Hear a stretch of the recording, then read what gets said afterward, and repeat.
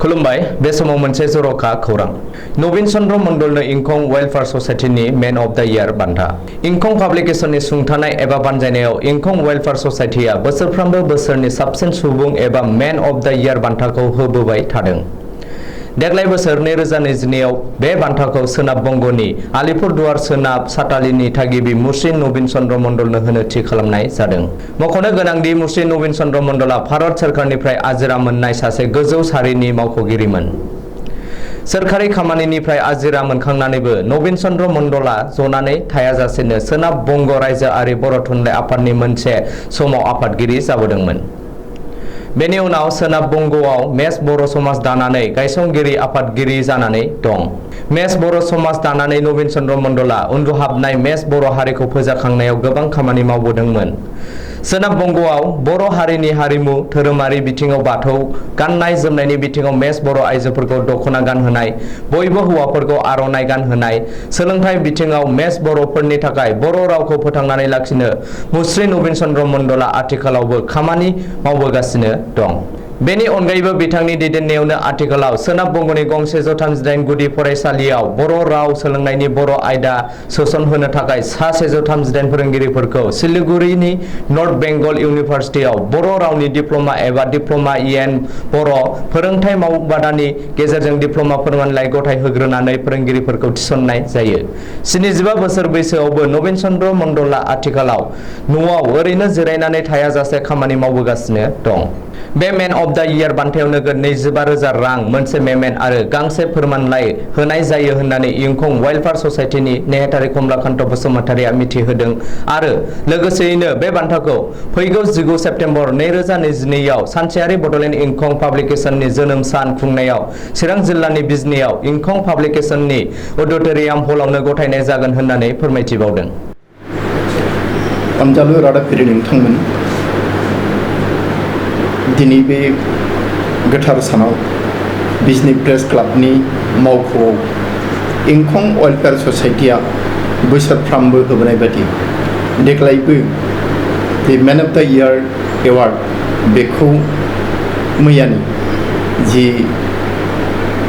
जुरि बर्डनि आरो जोंनि इंखं वेलफेयार ससाइटिनि जे माबा गेदेमा मेल बेहाय थांखि लानाय बादियै जोङो दिनै फोसावनो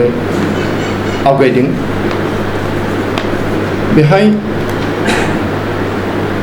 दिनै 20 आगस्ट 2022 इं मायथाइनि सनिबार खालिनि बे मेहेरगोनां समाव बिजनी प्रेस क्लाबनि मावख'आव खुंजानाय बे प्रेस मेलाव बा प्रेस मेलनि गेजेरजों जोङो मैया सायख'जानाय जोंनि जे जुरि बर्ड आरो जुरि बर्डनि सायख'नाय सोनाब बंगनि थागिबि मानगेदेर मुस्रि नवीन चन्द्र मण्डलनि मुंखौ जों दिनै फोसावनो लादों आरो बे जुरि बर्डनि सायख'नायनि उनावनो जोंनि जे इंखं वेलफेयार ससाइटिनि जे गेदेमा मेल बियो बेखौ गनायथि होदों आरो फोसावनो थाखाय दिनैनि सानखौ थि खालामनानै जि बिबानगिरि नेहाथारि बिथांखौ बिबान होनाय लेखायै दिनै जोङो बेखौ फोसावबाय। दा जुरि बर्डआ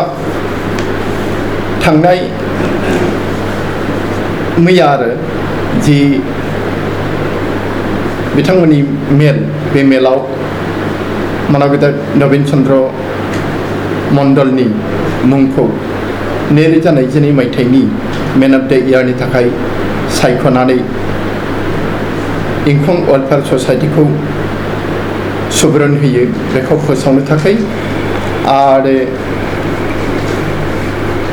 बे जि जोङो मेन अफ द इयार बान्थाखौ बोसोरफ्रोमबो होबोबाय थानाय नाथाय थांनाय बोसोरथामा जोङो बे बान्थाखौ होनो हायाखैमोन कर'नानि थाखाय दा जोङो आगोलाव 13 नम्बरसिम होबोबाय दा बिथाङा नवीन चन्द्र मण्डल बिथाङा 14 नम्बर जासिगोन क्र'न'लजियाव आरो बिथांखौ मानो जुरि बर्डआ सायख'खो नैबेखौ होनाय जादों गाहायाव बिथांनि मावनाय खामानिफोर आरो गुनफोरनि थाखाय जुरि बर्डआ सायख'दों दा बिथाङा सासे जेबो सार्थ लायालासिनो समाजनि खामानि मावबोनाय आरो गावनि हारिखौ मोजां मोनग्रा नैथियाव बिथाङा भारत सरकारनि सासे गेबें गोजौ मासिनि बिबानगिरिमोन थामथियाव बिथाङा गासै बंग रायजोनि बर' एबा मेस हारिनि गासैबो बिथिंनि जौगानायनि थाखाय मेंनो रोङै खामानि मावबोबाय थानाय सासे मावथि ब्रैथियाव बिथां मण्डला बंग रायजोआव बर' एबा मेसफोरनि जौगानायनि थाखाय गिबियावनो मेस समाज दादों आरो बिनि उनाव बिथाङा बर' समाजबो दायो गावनि मावथि लोगोफोरखौ लानानै 5 नम्बराव बिथाङा बंग हादोरसानि बर' साहित्य सभानि गायसनगिरि आरो गिबि आफादगिरिबो बिथाङा लोगोसे बाथौ धोरोमनिबो गायसनगिरि बाथौ धोरोम आफादनिबो गायसनगिरि बिथाङा बाथौ धोरोमनि सासे सिबियारि दथियाव फैबाय जे बिथाङा बर' हारिनि जायखौ बेंगलाव मेस होननानै बुङो बिथांमोननि राव हारिमुनि जौगाथिनि थाखाय धोरोमनि जौगाथिनि थाखाय बिथाङा दासिम बे बोराय बैसोबाबो जोबोद खामानि मावबोगासिनो दङ आरो मावलांबाय थानायनि रादाय होदों आरो बिथाङा सोलोंथाइ बेलायावबो गोबां माबा होदों आरो बे जाबाय जे माबायाव साब बंगआव जे मेसफोरनि ओनसोल बेहाय बर' गुदि फरायसालिफोराव बर' रावखौ मोनसे राव सोलोंनाय राव हिसाबै थिसनदों बिथाङा बे नाजानायनि थाखाय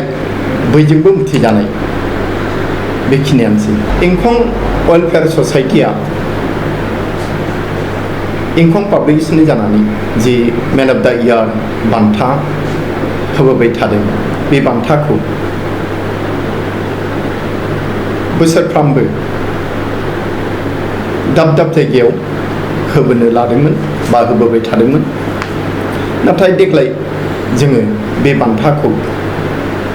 बिथां नवीन चन्द्र मण्डलनो इंखं पाब्लिकेसननि अडिट'रियाम हलाव बे इंखं पाब्लिकेसननिनो जोनोम सान बा गायसं सान 19 सेप्तेम्बर खालि गावनि अडिट'रियामाव गथायगोन बेखौ जोङो थिरांथा खालामबाय गोजोन्थों।